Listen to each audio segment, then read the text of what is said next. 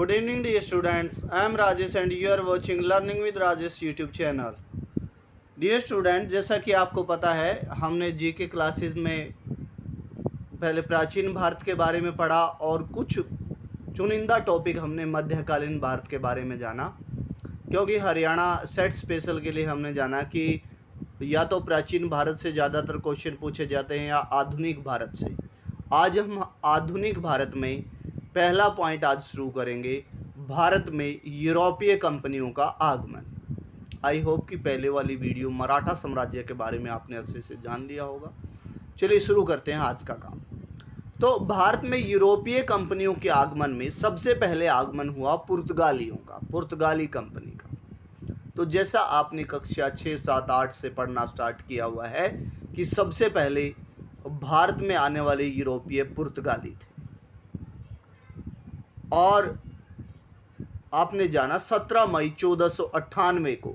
अब ये पॉइंट आना बंद हो गया कि 1498, आप ये वाली डेट भी याद रखेंगे कि अब टफ होता जा रहा है एग्ज़ाम, तो इसलिए 17 मई 1498 को वास्को डी गामा नाम के पुर्तगाली यात्री भारत आए।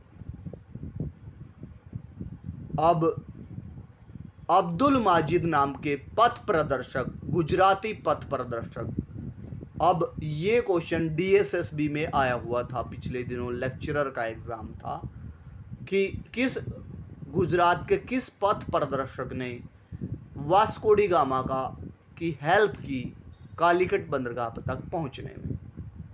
आई होप कि आज आपको ये पॉइंट समझ आ गया होगा कि अब्दुल माजिद नाम के पथ प्रदर्शक ने उनकी सहायता की। उसके बाद वो कालीकट बंदरगाह पहुंचा, जो कि आपको पता है कि जो पश्चिमी तट का महत्वपूर्ण बंदरगाह है कालीकट। हिंदू राजा जमोरिन ने उसका बहुत स्वागत किया, ये भी आपने कई बार पढ़ा है प्रश्न। और उसके बाद हमने पढ़ा कि हेक्टर नामक जहाज के साथ फिर जमोरिन की दी हुई काली मिर्च तथा अन्य मसाले लेकर वास्को डी गामा वापस अपने देश लौट गए। और हमने ये भी जाना था कि उसको 60 गुना से खर्चा निकालने के बाद 60 गुना से ज़्यादा फायदा हुआ। उसके बाद अल्बारेज केब्राल नाम के दूसरे पुर्तगाली यात्री भारत आए 1500 ईस्वी में। अब शायद वो जमाना आ गया है कि आपसे पूछा जाए कि भारत में आने वाले दूसरे पुर्तगाली यात्री कौन है। पहले के बारे में तो सभी जान गए, तो आप बताएंगे अल्बारेज केब्राल। उसके बाद अगला और important point, Vasco D gamma 1502 में दूसरी बार भारत आए। ये भी वेरी वेरी इंपॉर्टेंट क्वेश्चन बनता है कि वास्को डी गामा दूसरी बार भारत कब आए। और ये तो very very very important question है, यहीं से पूछे जाते हैं एग्जाम में कई बार प्रश्न, क्योंकि ये कंफ्यूजिंग है और कंफ्यूजिंग पॉइंट्स पेपर में जरूर आते हैं। पूछा जाएगा आपसे कि पहली पुर्तगाली फैक्ट्री कहाँ पर लगाई गई, आप बताएंगे कोचीन में, जिसे कोच्चि भी कहा जाता है।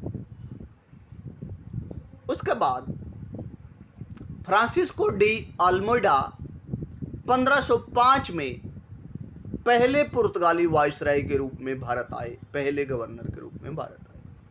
उसके बाद 1509 में अल्बुकर्क नाम के अगले गवर्नर बने, पुर्तगाली गवर्नर, और जिनकी महत्वपूर्ण उपलब्धि रही कि 1510 में इन्होंने बीजापुर के शासक आदिल शाह से गोवा को जीत लिया। तो आपसे ये प्रश्न इम्पोर्टेंट है, पूछा जाएगा कि किस पुर्तगाली गवर्नर ने आदिल शाह से गोवा को जीता था, आप बताएंगे अल्बुकर्क। तो आपने कई बार पढ़ा होगा कि बैंक का अगर हम ब्याज नहीं चुकाते हैं तो बैंक हमारी ज़मीन कुर्क कर लेते हैं। तो कुर्क किसने की थी गोवा को, किसने कुर्क किया था, अल्बुकर्क ने। आई होप कि आपको अब जोड़ने से याद हो जाएगा। उसके बाद 1515 में पहली चर्च, गोवा में पहली चर्च बनाई गई, सेंट जेवियर चर्च, किसके द्वारा, वो भी इन्हीं के द्वारा, अल्बुकर्क के द्वारा। ये भी इंपॉर्टेंट क्वेश्चन है। उसके बाद हम आगे बढ़ते हैं डी कुन्हा। उसके बाद डी कुन्हा नेक्स्ट गवर्नर बने, पुर्तगाली गवर्नर, जिन्होंने गोवा को औपचारिक राजधानी बनाया।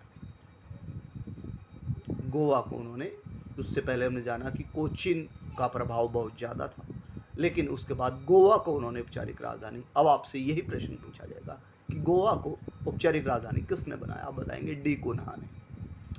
उसके बाद कई सालों तक शासन करने के बाद करीब 1560 ईस्वी के आसपास मार्टिन डिसूजा नाम के और गवर्नर बने पुर्तगाली गवर्नर, जिनके समय में सेंट जेवियर भारत आए, जिनके बारे में अभी आपने पढ़ा कि अल्बुकर्क ने उनके नाम पर सेंट जेवियर चर्च बनाई गोवा में। चलिए आगे बढ़ते हैं, जो कि इम्पोर्टेंट पॉइंट है।